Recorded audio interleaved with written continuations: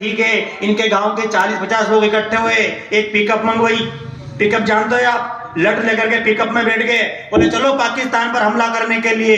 अब जैसे वो पिकअप चालू होने वाली थी, इतने में एक ने कहा कि एक बात बताओ, इस पिकअप का किराया कौन देगा? सबसे पहले सुरेश बम उतरे नीचे, बोले 4 महीने से कभी सम्मेलन नहीं हो, मैं कहां से लाके दूंगा? ये अपने सुरेश बम है, मैं इनको प्रणाम करना चाहता हूं। वो टैलेंटेड आदमी है सुरेश बम साहब, वो व्यक्ति हुआ करते हैं, पंडित आदमी साहब, पूरे देश भर में साहब यात्राएं करते हैं, लाखों रुपए कमाते हैं साहब। लेकिन सुरेश बम ने शाजापुर की धरती पे साहब 2016 में कभी सम्मेलन हुआ था, वहां पर माइक पे खड़ा होकर के साहब 2016, मुझे दिन भी साहब याद है, गुरुवार का दिन था, 16 तारीख थी, 10,000 लोग साहब शाजापुर में बैठे हुए थे। ऐसे माइक पर खड़े होकर के साहब एक घोषणा करी, मैं कवि सम्मेलन की दुनिया से जितना भी पैसा कमाऊंगा 2 गरीब बच्चों की सेवा में लगा दूंगा। और आज भी कवि सम्मेलन की दुनिया से सुरेश बम जितना भी पैसा कमाते हैं 2 गरीब बच्चों की सेवा में लगा देते हैं। हालांकि वो 2 गरीब बच्चे इनके खुद के ही है।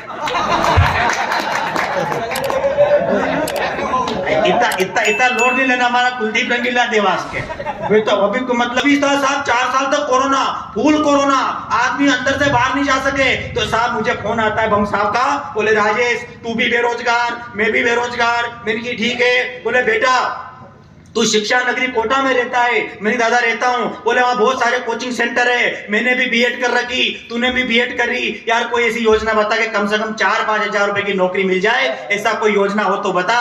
मैंने की दादा टेंशन मत लो, हमारे कोटा के अखबार में आए नई एक विज्ञप्ति आई है, उसमें दादा इंटरव्यू सीधी भर्ती, केवल दादा इंटरव्यू को पास करो और सीधे हमारे कोटा में आपको 15-20 हजार रुपए की नौकरी लग जाएगी। दोनों भाई बेरोजगार है। बोले राजेश ठीक है, दादा मेरे साथ झालावाड़ आ गए। मैं दादा को लेकर के साहब कोटा गया। कोटा में साहब हम दोनों भाई एक ऑफिस के बाहर जाकर के खड़े हो गए, दोनों को अंदर जाना था, 3 प्रश्न के साथ जवाब देना था और सीधी भर्ती थी। सबसे पहले साहब मैं गरीब आदमी, गरीब ब्राह्मण, मैं गया साहब। जैसे मैं गया तो इंटरव्यू लेने वाले ने मेरी शक्ल देखी, बोले यार तो शक्ल से गरीब लग रहा है, इससे आसान पूछो। साहब उसने मुझसे 3 प्रश्न पूछे। बोले एक बात बताओ, अपने देश के प्रधानमंत्री का क्या नाम है? मैंने कहा श्री नरेंद्र मोदी। बोले वेरी गुड। दूसरा प्रश्न, एक बात बताओ, अपना देश कब आजाद हुआ था? मैंने कहा साहब कोशिश तो 1857 में की थी, लेकिन 1947 को कामयाबी मिली। बोले सही जवाब। तीसरा प्रश्न, क्या ये धरती गोल है? मैंने कहा हाँ, लेकिन आज तक वैज्ञानिक सिद्ध नहीं कर पाए। बोले तीनों के वाह बेटा, तूने तीनों के सही जवाब दिए, जा तेरी सीधी भर्ती, बस एक और मुझे पद चाहिए, बस वो आ जाए। मैं जैसे बाहर कूदता गया भाई साहब, पूरे जोश में, पूरे उत्साह में, बम साहब मुझे मिल गए। बोले अंदर क्या पूछ रहे हैं? अरे मैंने की बम साहब पूछो मत, मैं तो खुशी से भरपूर हो गया हूँ, मुझे कुछ नहीं बताना। अरे बोले बता दो सही क्या पूछ रहे हैं? अरे मैंने की मुझे नहीं बताना। बोले उत्तर बता दे। मैंने की लिखो, पहले का उत्तर नरेंद्र मोदी देना है, दूसरे का उत्तर कोशिश तो 1857 में की थी, लेकिन 47 को कामयाबी मिली, और तीसरे का उत्तर कि वैज्ञानिक कोशिश तो करे लेकिन आज तक सफल नहीं हुए। बोले ठीक है। सुरेश बम शाजापुर वाले भाई साहब इंटरव्यू कक्ष में गए, इनकी संरचना देख करके प्रश्न पूछने वाले ने प्रश्न बदल दिए। इन्होंने तो कॉपी पेस्ट कर लिया मामला, बोले उत्तर तो यही देने। उन्होंने पहले प्रश्न पूछा, आपके पिताजी का क्या नाम है? बोले साहब श्री नरेंद्र मोदी। बोले यार इस देश के अंदर 20 लाख मांगी लाल है, हो सकता है इसके पिताजी का नाम भी मोदी हो। बोले आपका जन्म कब हुआ था? बोले साहब कोशिश तो 1857 में की थी, लेकिन 47 में कामयाबी मिली। तो इंटरव्यू वाले ने कहा क्या आप पागल हो? बोले हाँ, लेकिन आज तक कोई वैज्ञानिक सिद्ध नहीं कर पाया। ये अपने सुरेश बम है, आज क्या बात कर रहे हो आप? ऐसे बम हमारे बीच में हुआ करते हैं। प्रणाम करना चाहता हूँ बम साहब को। बम साहब ने इतनी अच्छी बातें बोली साहब, टैलेंटेड आदमी, इतना टैलेंटेड इंसान मैंने मेरी जिंदगी में नहीं देखा। दोनों पति पत्नी का एक ही शौक, अगले आदमी का तो रील देखने का मोबाइल में, और पत्नी सुबह शाम एक ही काम करे, जितने भी रिपीट क्रिकेट के मैच आती है पूरा दिन मैच देखती है। एक भी दिन साहब कोई मैच कोई सा आ जाए, local match, IPL match, T20, कोई सा भी मैच आए साहब, इनकी पत्नी हमारी भाभी टोटल ध्यान दिन भर साहब मैच देखती रहती है। ये आदमी साहब ऑफिस में काम करते हैं, भरी दोपहरी में साहब ये आदमी काम करके आया, पसीने पसीने हो रहा मेरे दोस्तों। जैसे घर में एंट्री करी साहब, पत्नी का टोटल ध्यान क्रिकेट पे, ये अंदर आगे पत्नी को मालूम नहीं पड़ी। इन्होंने कहा कि भाग्यवान सुनती हो, पत्नी का टोटल ध्यान क्रिकेट पे, पत्नी का बिल्कुल ध्यान इधर नहीं। अरे बोले मैं आ गया हूं, पत्नी का टोटल ध्यान क्रिकेट पे।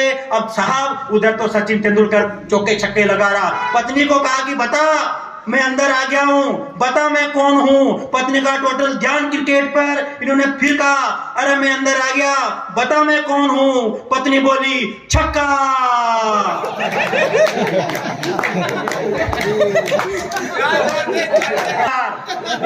टेंशन मत लो, ये टैलेंटेड महिला, इतनी टैलेंटेड महिला मैंने मेरी जिंदगी में नहीं देखी।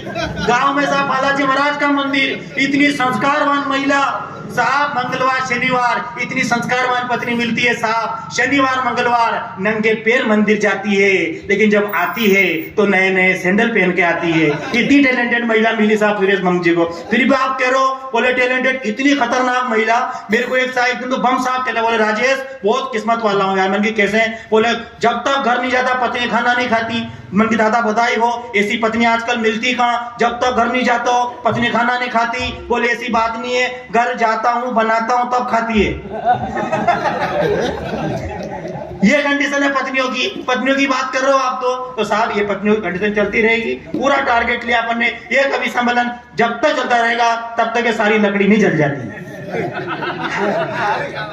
हाँ ये टारगेट है। और चाय वाय पी क्या प्यारा में कहीं बच्चा स्कूल में चाकू लेकर आ गया। मैंने कहा बेवकूफ तू स्कूल में चाकू लेकर आ गया। बोले गुरुजी गरीब आदमी है, बंदूक कहां से लाऊं?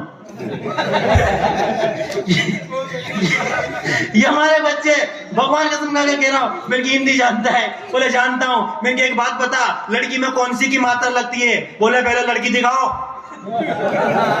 मैंने ऐसा क्यों? बोले लड़की छोटी रही तो छोटी की मात्रा और बड़ी रही तो बड़ी की मात्रा। मैं तो पक्का टैलेंटेड छोरा भगवान कसम यार। मेरे स्कूल में तो पार्षद साहब मैंने इतने संस्कार स्थापित कर रखे। मेरे स्कूल को शौचालय की सोच जाने की आवश्यकता हो तो हमारे गांव के बच्चे ऐसा सिग्नल दे।